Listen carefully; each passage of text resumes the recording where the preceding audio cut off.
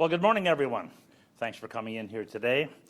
Minister Jones, Minister Mulroney, Assistants Pravmeet Zakaria, Lindsay Park, and the Oakville North Burlington MPP, Effie Triantafilopoulos.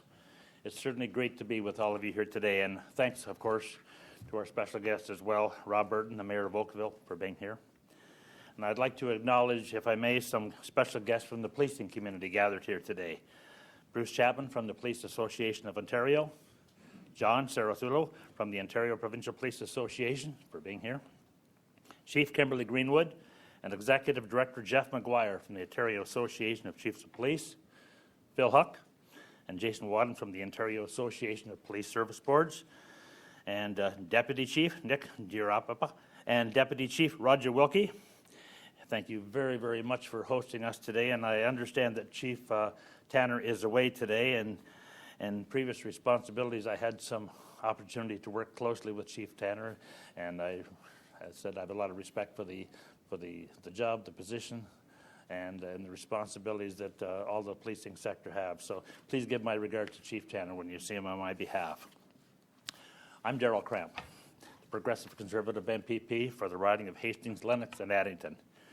And also in my earlier years, I was a former police officer with the Ontario Provincial Police, just stationed down the road here at Burlington. Now, prior to the last election, the Liberal government passed the most anti-police rules in all of Canada. Our government, led by Premier Ford, promised to fix what the Liberals broke, and really, that's why we're here today, to do just that. As a former police officer, I understand firsthand the challenges facing our men and women on the front line. And I can assure you that looking down the barrel of the gun from the wrong way is not a trivial challenge. These are the challenges that have a very, very real impact on the officers' ability to do their jobs. For example, until recently, police officers who attempted to save a life by administering naloxone, but who were not successful, faced an automatic investigation into their conduct. In the midst of this opioid crisis, this type of policy is not just backwards, it's absolutely dangerous. To this very day, officers responding to a call where someone commits suicide also face an automatic investigation. Imagine the added stress of being under investigation after simply doing your duty in such a tragic, tragic situation. The Liberals' policing legislation, known as Bill 175, stacked the deck against police officers. Bill 175 did not even list fairness to police officers as one of the principles underlying the police misconduct section of the Act. And don't think for a moment that such blatant anti-police sentiment is harmless. As a former police officer, I can personally tell you that it is not. And trust, a key word. Trust between the police and the public they serve is absolutely essential to effective policing, and it is completely non-negotiable. And the Liberal legislation hurt that trust. And it was the police and the people of Ontario, the citizens, who were asked to pay the price. Well, today, we will tell you how our government for the people intends to move forward. And at this time, I would welcome the Honourable Caroline Mulroney, our Attorney General, to deliver a message to you. Thank you. Good morning, everyone. Bonjour à toutes et à tous. Thank you so much, Darrell. And on behalf of all of your caucus colleagues here today, I want to thank you for your service to our province. A service that began long before you took office, a service that began every time you put on your uniform for the OPP. Likewise, I also would like to thank the men and women of Halton Regional Police Service who are here with us today. And thank you to all of the law enforcement professionals across Ontario who work tirelessly to keep our province safe. All of you honor us with your service. In every corner of Ontario, from our biggest cities to our smallest towns, our police officers are there for us, keeping us safe. The rule of law depends on having professional, dedicated, and responsible police who will help us uphold the law. And on this count, Ontario is very fortunate indeed. Unfortunately, the previous government looked at our police officers, and all it apparently saw were potential offenders. Far too often, the Liberals saw our police as part of the problem. And worst of all, the previous government codified that suspicion into law when it introduced Kathleen Wynne's policing legislation, Bill 175, a so-called policing bill that was in fact anti-police.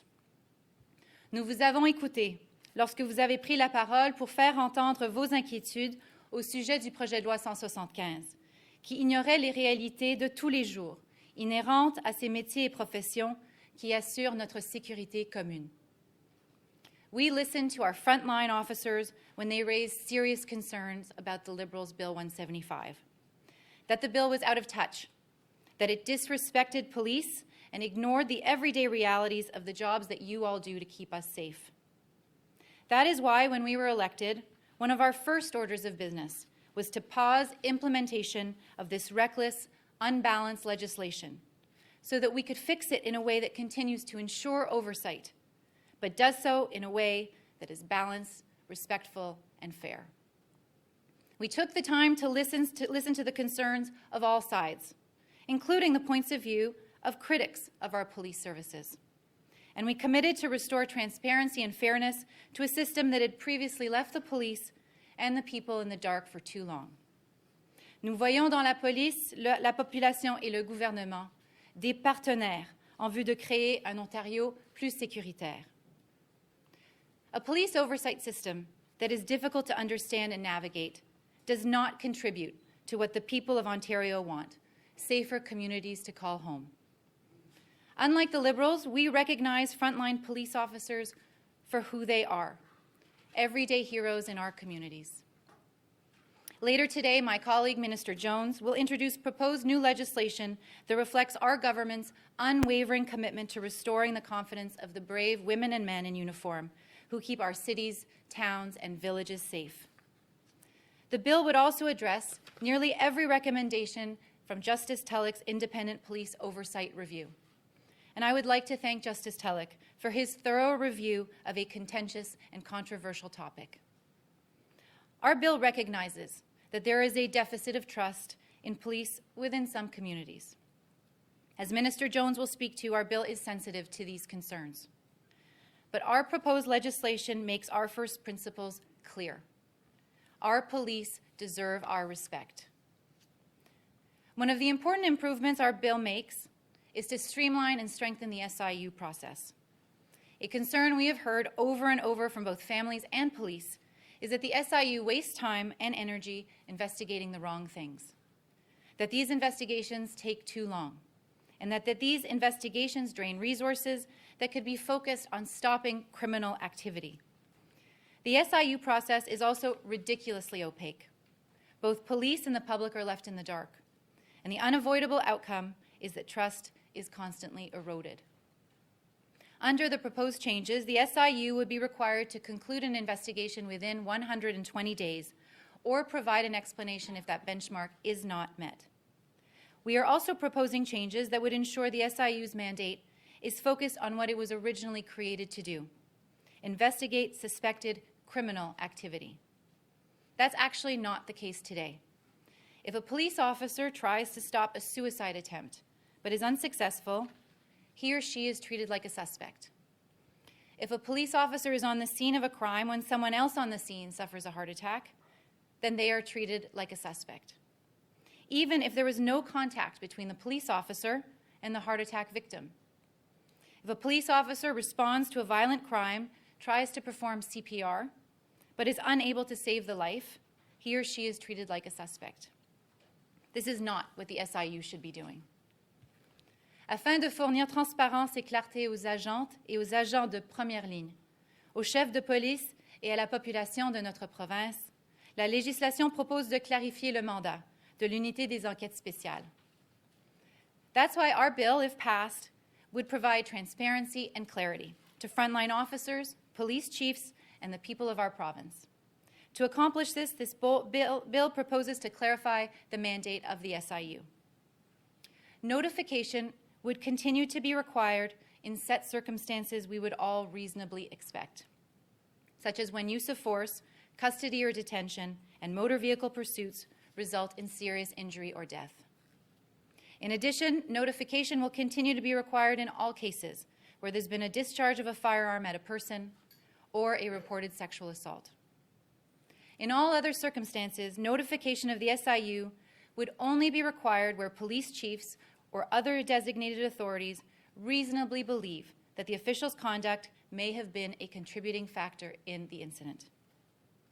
The proposed legislation would clarify the SIU's ability to conduct preliminary inquiries in order to determine whether a full-scale investigation is necessary. This would help to ensure that SIU resources are focused where they should be, on possible criminal activity.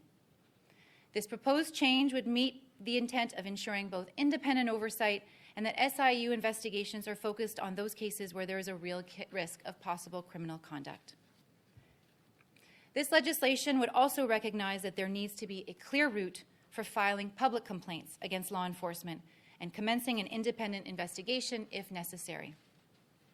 The Law Enforcement Complaints Agency, continued from the existing Office of the Independent Police Review Director, would fulfill this need.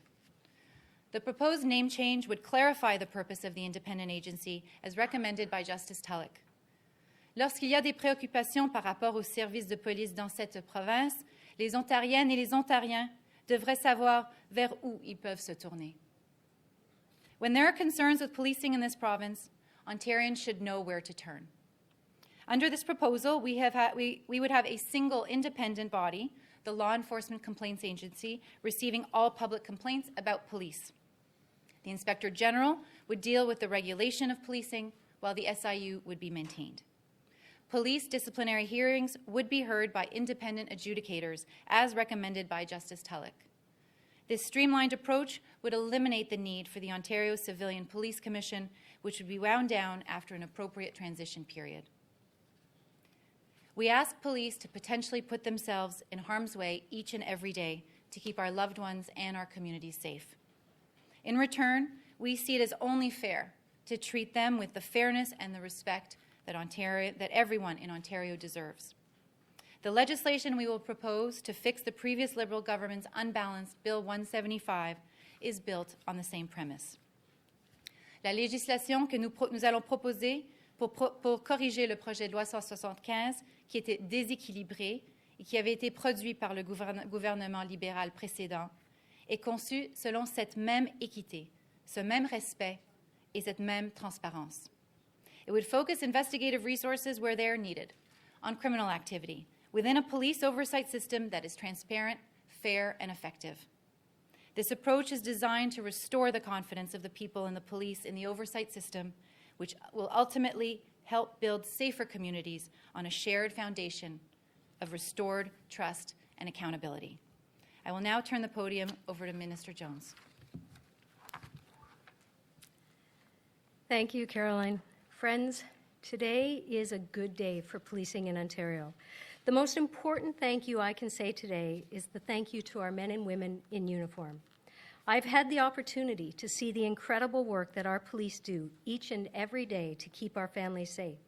So much of this work is silent, preventative, and unseen, but sometimes it requires them to put themselves in harm's way, and occasionally it requires them to make a difficult life or death decision in the blink of an eye.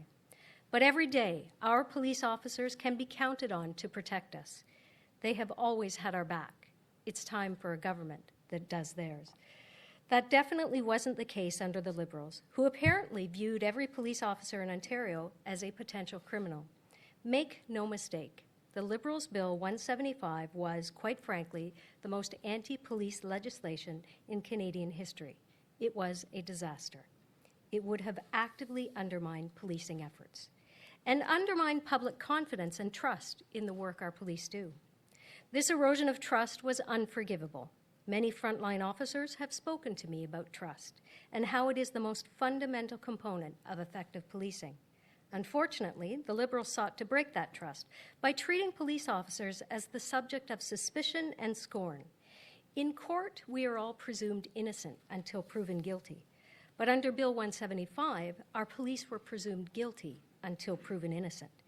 It is a testament to the professionalism and commitment of our police officers here in Halton and across Ontario that they have been able to maintain consistently excellent policing.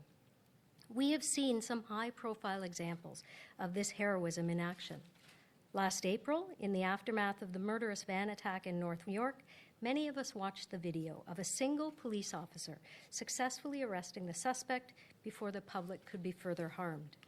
Officer Ken Lamb has been hailed a hero for his courage, resolve, and superb execution of police skill in making that arrest peacefully, something that happens so very often every single day across Ontario. But imagine if that situation had turned out differently. What if the suspect had attempted to kill the officer or attack another member of the public? What if that officer had had to act in order to protect innocent people? What would have happened then? Under the Liberal legislation, there would have been 2 suspects at the scene, and that same officer would have been subject to months, possibly years, of investigations and reviews by the SIU. This is not hypothetical. Consider the terrible events of the Danforth shooting last July. In chaos and confusion of those terrible murders, 2 Toronto police officers acted decisively and at great personal risk to prevent the Danforth shooter from shooting again. For their heroism, they spent 6 months under investigation by the SIU for doing their job, for risking their lives. These officers aren't suspects, they're heroes. If our laws don't recognize this fact, then our laws need to be changed. I'm so very proud to have put the names of those 2 officers forward for the Ontario Medal of Police Bravery. That's why later today, I will introduce the Comprehensive Ontario Police Services Act. This legislation will make good on our government's promise to fix the policing legislation the previous government broke. Our goal is to enable police to keep us safe, stand up for victims, and hold criminals accountable for their actions. I want to highlight some other key aspects of our proposed legislation. The previous government's rules included a laundry list of police services that could be privatized. This created a fear that if you called 911, someone other than a police officer would show up at your door. If passed, our legislation will restore trust that in an emergency, a trained police officer will answer your call. The previous government's legislation did not even pay lip service to the principle of fairness or due process for police officers. Not only was this unfair, it was disrespectful to the police officers who risked their lives to keep us safe. If passed, our legislation will make the disciplinary process fair for police officers. Police will no longer be treated like they're guilty until proven innocent. We will mandate human rights, systemic racism, diversity, and Indigenous culture and rights training for all new police officers and special constables. Justice Tulloch was right to point this out as a place where we can do better, and we will. Community safety goes beyond policing, and so does our proposed legislation.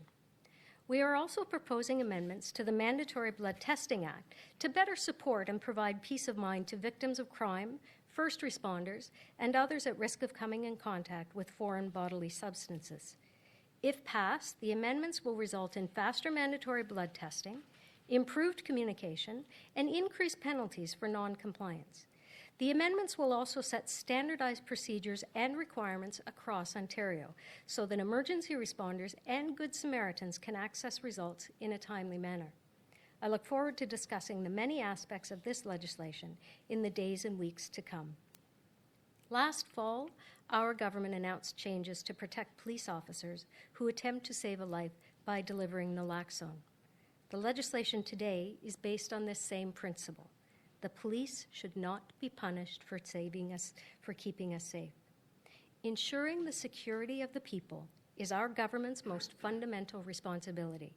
This legislation is a key part of our promise to make Ontario safer, stand up for victims, and hold criminals accountable for their actions. We will not let you down. Thank you.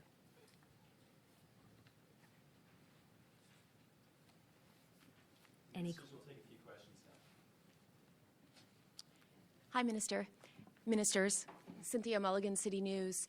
Justice Tulloch also recently said that there was absolutely no reason for carding, that it didn't prove any benefit, and it shouldn't happen at all.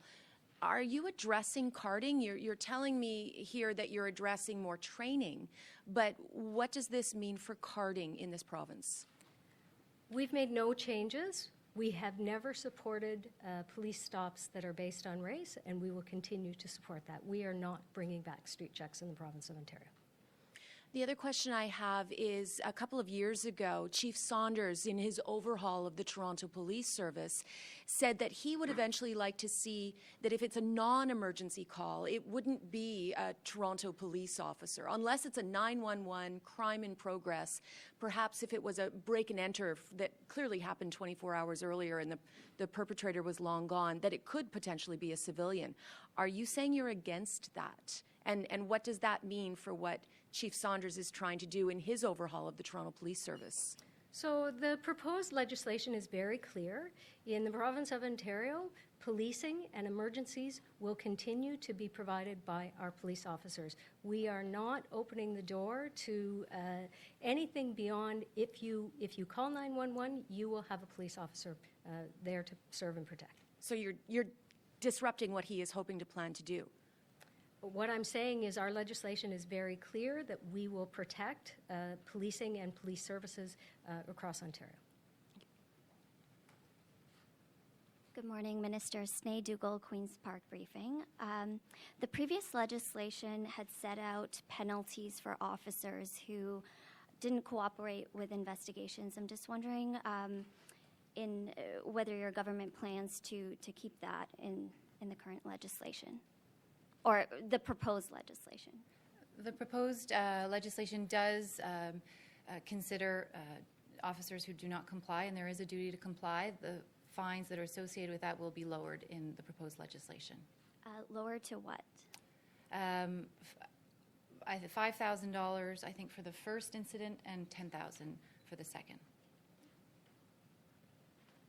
Good morning, Ministers. Nicole Martin from CHCH News. I'm just wondering if this reform addresses a common proposal to allow chiefs of police the ability to suspend an officer with or without pay. So the proposed legislation will actually clarify when suspension with pay and suspension without pay is appropriate. Very clear rules. I think most of us were looking for clarity on that, both from the police officers and the chiefs, and we've done that with this proposed legislation. So will the chiefs be given the final go-ahead that they can make that decision? Once I introduce the legislation at 3 o'clock, yes. And it's And it passed. Just a quick question, too. Why choose Halton Police to make this announcement? Because it's a great service, and we wanted to come out and be with people who actually provide the service. Did it have to do with anything Chief Tanner was posting on Twitter at all? I mean, there was a number of tweets from Halton Police in particular about reforming the SIU in particular as well. No. This was about coming out and being with people who actually provide the service. There's no doubt that Halton does an excellent job. We could have chosen any number of services. I'm just happy to be in Halton. Thank you, Rob. Good morning, Lisa Shing from CBC. Just a question about training for human rights, systemic racism, diversity, Indigenous training for new constables. Some of those communities may argue and say that doesn't go far enough to protect them and establish that trust. What would you say to that? Well, that particular recommendation was actually a direct pull from one of Justice Tulloch's suggestions. I think it made sense. I think we collectively as a community can do better, and we're doing that with this first step in the proposed legislation. But does that go far enough? I think it's a very good first step. There are lots of things that we need to do, that we can do as a government, as a society. It's not up to just the police services. It's a community that needs to come together. What we're doing with this legislation is clearly saying new recruits, special constables, will get the training they need to make sure that we deal with everyone in our community.